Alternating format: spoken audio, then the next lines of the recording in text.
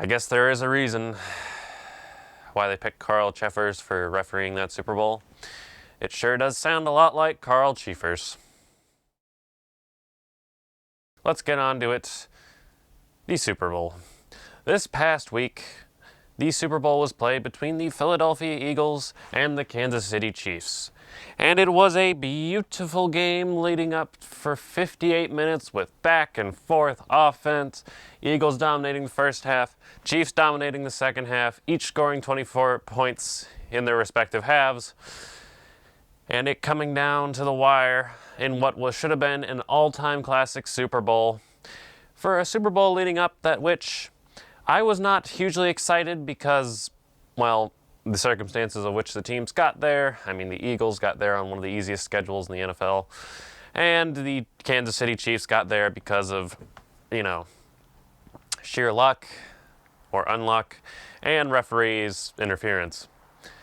But despite all that, it was a great game for the most part, right up until the final 2 minutes when on 3rd and 6, Patrick Mahomes threw a uncatchable ball to Juju Smith-Schuster that landed like 10 yards away from him in the end zone.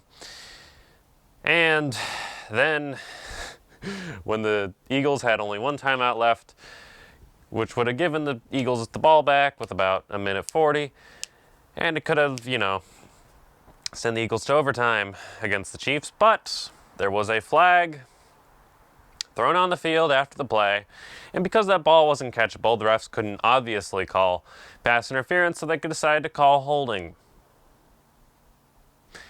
Now, when I first saw this play, I didn't see any holding. And upon further review, I didn't see holding. Yet they claim that James Bradbury, Philadelphia's cornerback, grabbed Juju Smith-Schuster and held him back. And if you watch the play, either he did, and it's the most ticky-tacky thing ever, or his holding just did not slow down the play whatsoever. And from that moment on, they, of course, because it's, holding on the defense, it was 5 yards and an automatic first down.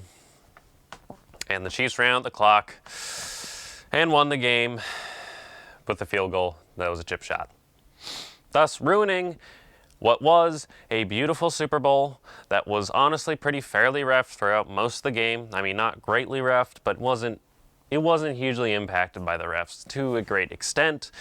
It could have been completely excusable, but no, they had to ruin the entire game on that one holding call. And I just don't understand how you can throw the flag there. I mean, if you look at the play, maybe James Bradbury has the slightest jersey tug, but I cannot see it when watching. Like, there's an angle before, maybe, but even then, it was so unnoticeable. And in the Super Bowl, you're going to make that call. I mean, Logan Wilson's hold last year in the Super Bowl against the Rams looked more egregious than this one. And that was called, but then this one is called as well, even though, it shouldn't have been. And sure, maybe by technicality it was holding. But, how do you make that call? How do you say, yeah, no, we're going to end the game this way? How do you not just let them play it out? I don't get it.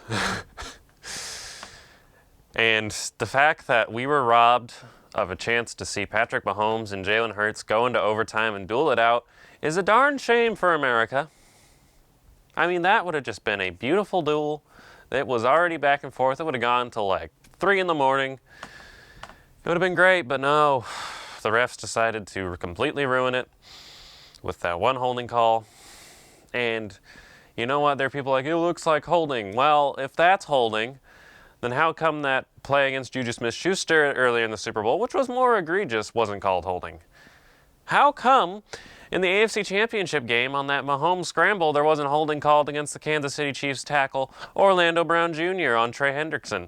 He was holding him like this, and his arms are like this, and how is that one not called holding?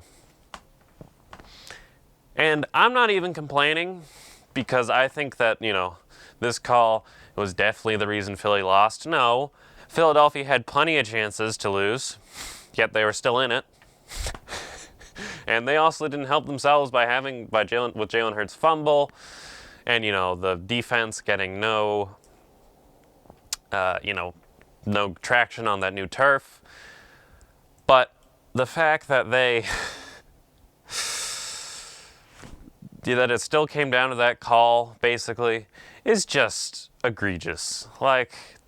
And also, the Kansas City Chiefs have had a reputation over the past few years of getting all the calls go their way.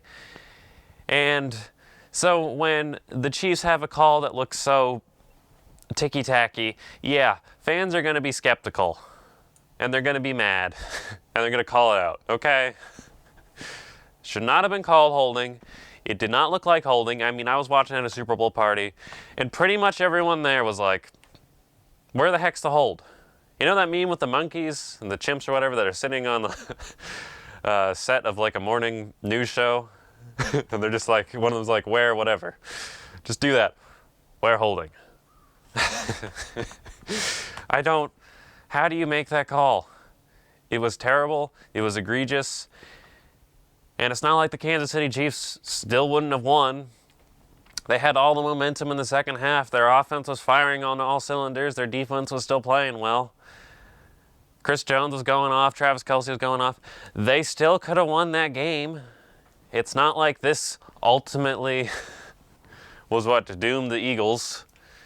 What really more doomed the Eagles was that Devontae Smith, no catch in the first half, which doesn't make any sense considering, he had the ball 2 feet down, and I think he maintained possession. Yet for some reason that wasn't called a catch. Of course, you could have easily offset that with the play later in the game with Eagles running back Miles Sanders, I think, who, had that catch fumble, which wasn't called a catch because he didn't make a football move. And while I didn't think it was a catch because he didn't make a football move, but you could make an argument that it was a catch. It's not like... So you had one going against each team. And if you ruin a Super Bowl with a holding call at the end, it just kills it. I mean, it was so anticlimactic, the way it ended. And man, there are people who were just like, I didn't want to watch this Super Bowl because of the way the Chiefs got there with the 5 non-calls. 5 calls went against Cincinnati, and not a single one against, Kansas City. They already have a reputation of getting favorable calls from the refs. So this did not help their case, and it honestly marred what would have been a great Super Bowl win by the Kansas City Chiefs.